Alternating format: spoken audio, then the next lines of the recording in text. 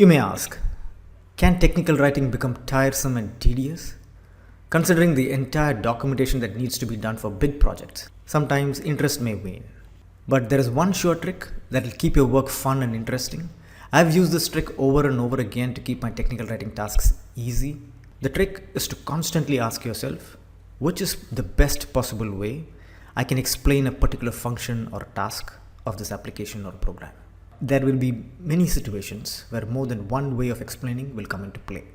Here, use the most simple and the most elegant solution. Let me explain with an example of a project I did many years ago. In an application that contained a relational database, users could query the database for information. In most cases, this is done using a statement called the SQL statement or the SQL statement.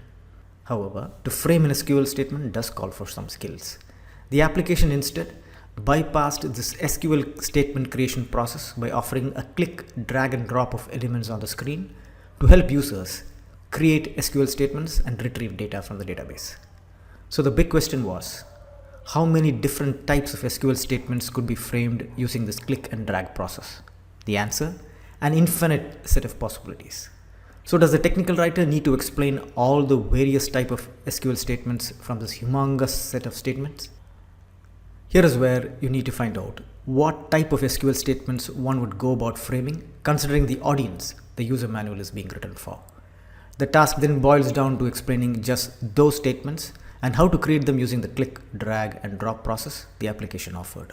In all, I had to explain just a dozen ways to frame SQL statements, and that covered almost all the query tasks a user would want to query the database for. As the manual was being created for the layperson, I looked from a layperson's perspective to find out what they would normally query.